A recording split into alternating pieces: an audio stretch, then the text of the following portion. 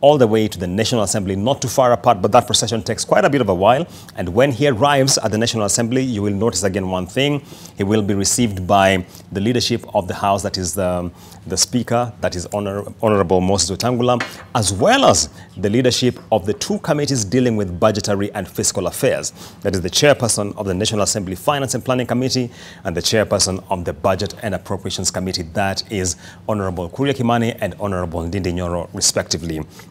That is how the architecture of the procession from the National Treasury all the way to the National Assembly is choreographed and executed on this material day. We witnessed what looked like a protest by one Kenyan who made his way right close to the formation there and constituting the CS and all the top leadership of Kenya's financial architecture there.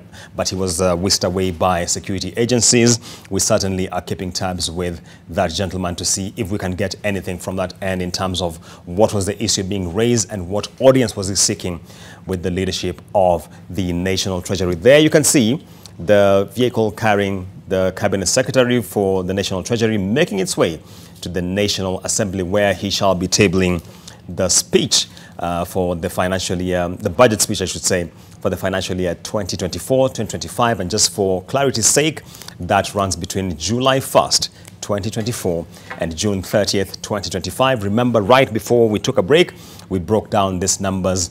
The aggregate figure being looked at there is 3.91 trillion shillings. That is the spending side. The target revenue is about 3.435 trillion shillings, and that creates a deficit.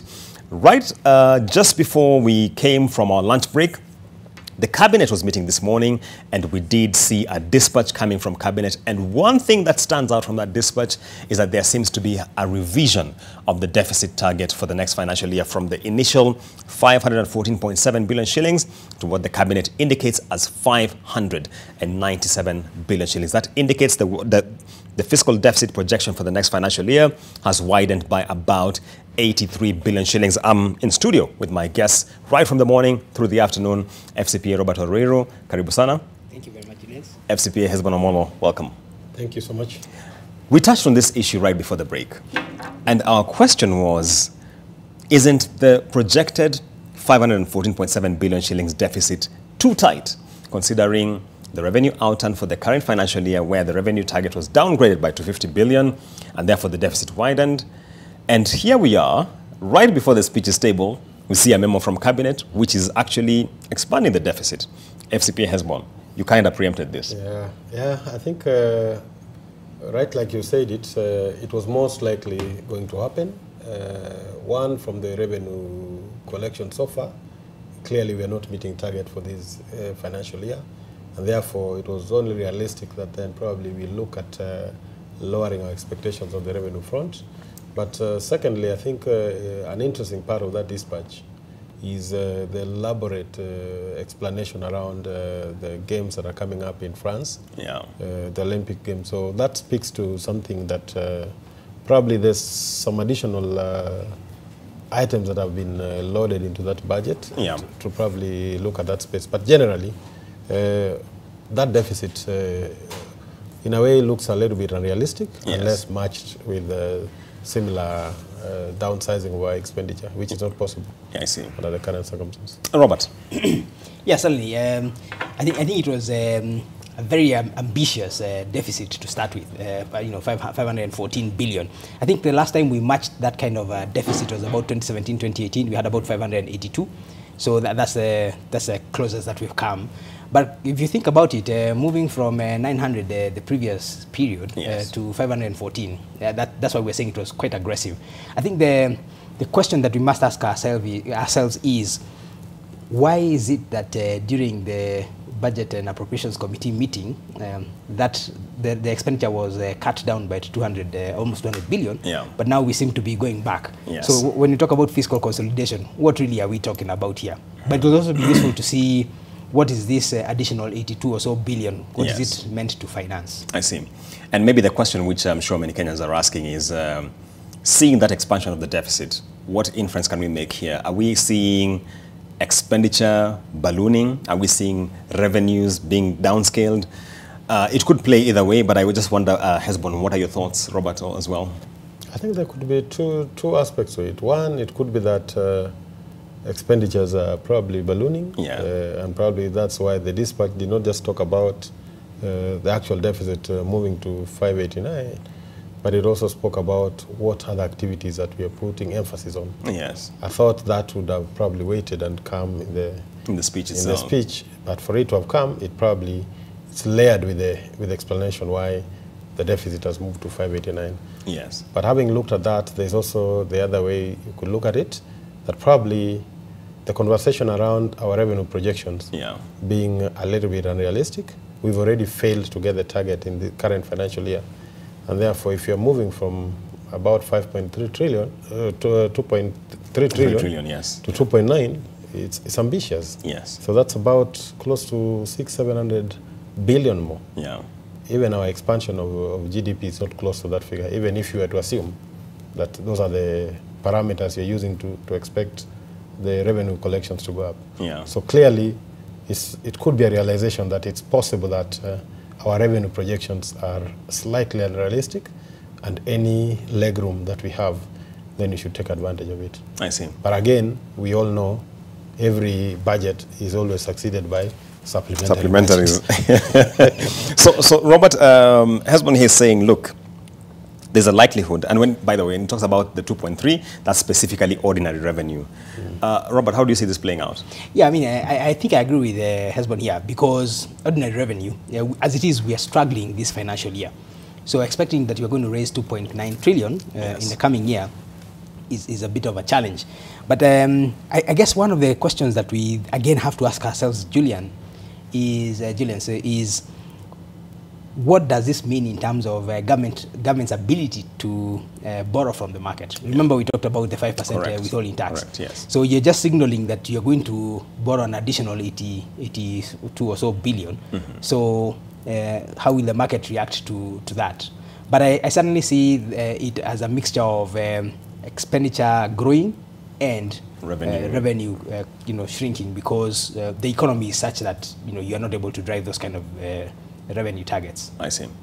And there on your screen you can see the convoy led by the Treasury Cabinet Secretary is right outside the Parliament buildings, and therefore he's arriving at the nerve center of this afternoon's activity, where he's expected to be tabling the budget speech for the financial year 2024-25, and that is his vehicle making its way in right now. Remember, I did indicate that once this happens, he's received at the Parliament typically by the Speaker of the National Assembly, the Speaker of the Senate as well. We'll see the representation from the two parliamentary committees which deal specifically with budget and financing affairs.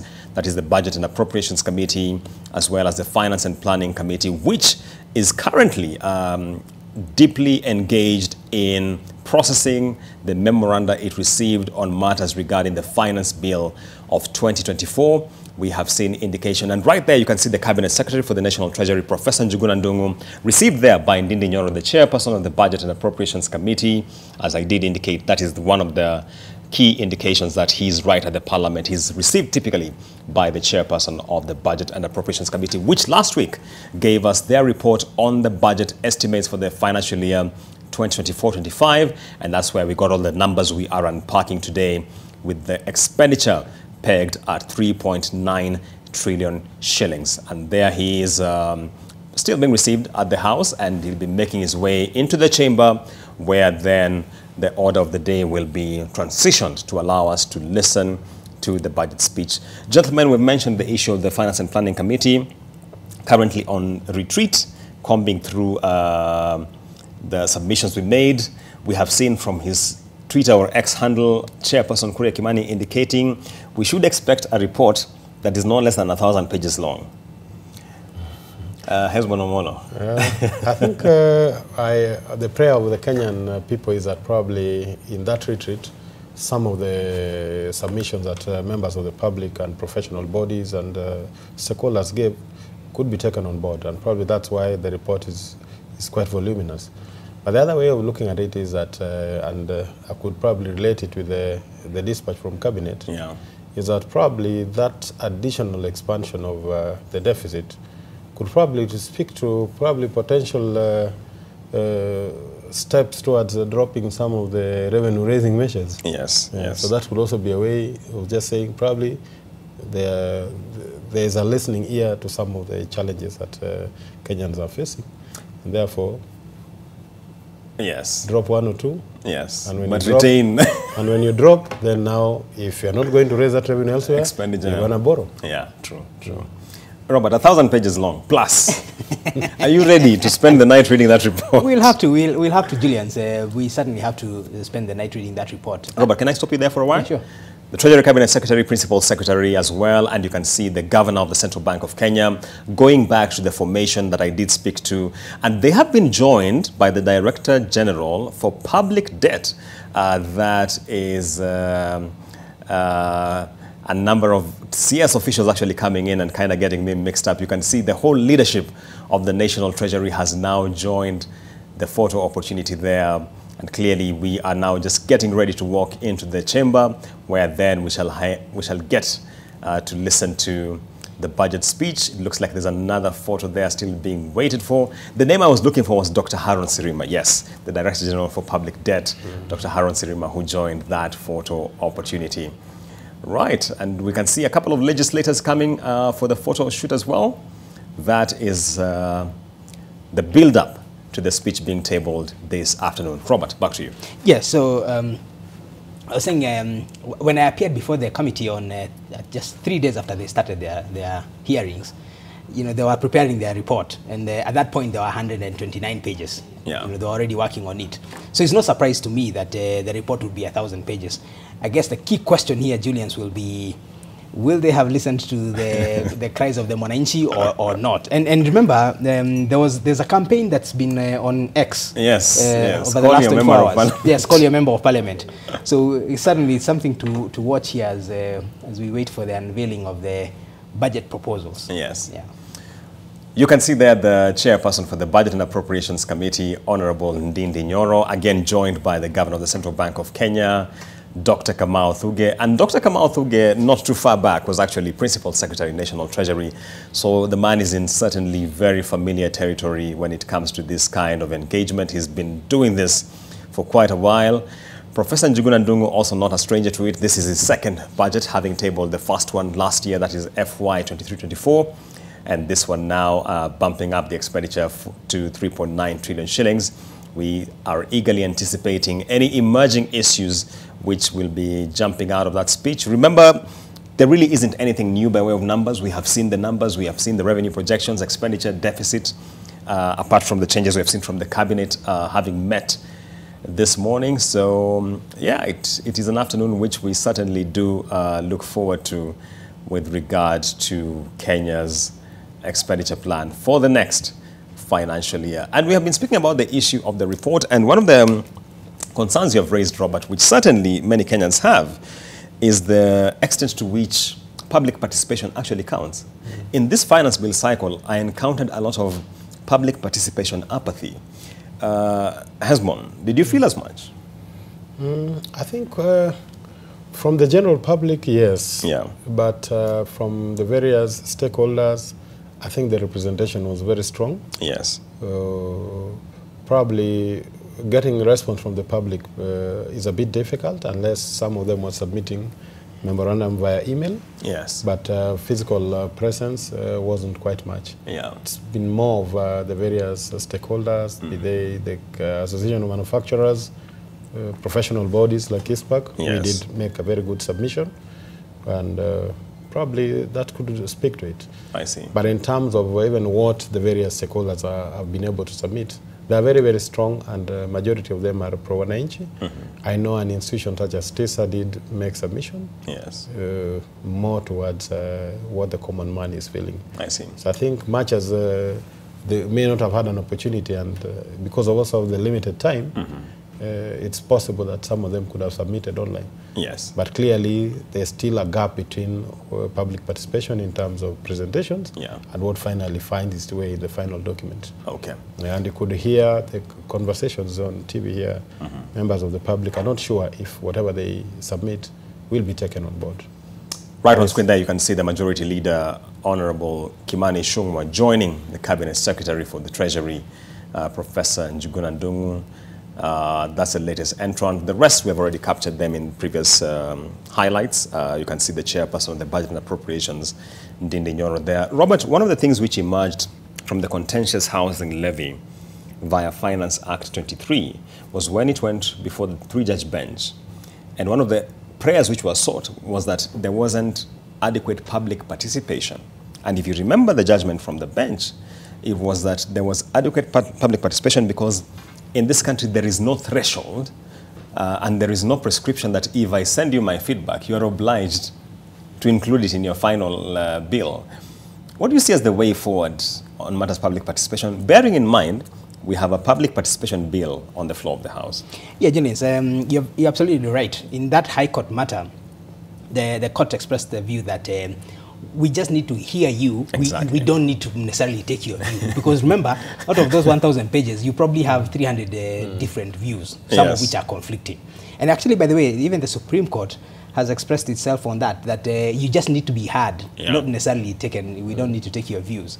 That's what the Supreme Court was saying. But you know, the big challenge here, Julian, is that I think Kenyans, in as much as we have come out strongly on this bill, you know, to give our views, there is a sense of disillusionment. You know, people are saying, but why are we even giving these views? Because we don't see this being, you know, considered. Yes. And you raise a very good example there of the Finance Bill 2023 with regards to affordable housing. So, you know, the committee said, we've listened to Kenyans, so we're coming down from 3% with a cap of 5,000 to 1.5 without a cap. Without a cap. Yeah. So I think it's going to be difficult for you to say that public participation was not effective, because for sure they have given people the opportunity. The committee has given the people the opportunity. What I fear is some of the proposals that will come through here will then be challenged in court, and then we have another situation where is a finance act in force or not? Or not. And especially because about 80% of the proposals in this bill are coming into force on 1st July. 1st July. I found that very strange, by the way. Yeah. Yeah, unlike what we have seen in the past. Yes. Out of 65 sections, I think we are talking about almost 55 coming into force 1st July. So we need that clarity. Yes. Yeah. Fantastic. As we have our look at the chamber, where we are expecting to see the Cabinet Secretary for the National Treasury make his way in and therefore kickstart the process for this afternoon in terms of the presentation of the budget speech for FY 24-25, which is certainly the highlight of the events which have been building up to all this point in time. Remember, the budget cycle starts way back in August, September of the preceding year, where we have the sector hearings, and then we come all through. We receive the budget review and outlook paper, giving almost a rare view look at the year which is having gone, and then now we get into the new year and we are looking at things like the finance bill, the appropriation bill, the division of revenue bill, and that is what gets us to this point in June, just a fortnight before the end of the financial year, because remember, come July 1st, new tax measures need to take effect, and that is why we normally zero in with a lot of focus when it comes to the subject of the finance bill. Gentlemen, there are so many questions, people asking me, now that you have told us that there is really nothing new, are you anticipating any surprises when it comes to either the expenditure side, the revenue side? Esbon, any surprises you're expecting? I think following the cabinet dispatch, definitely there could be some explanation we expect to receive as far as... FCPA, let me just cut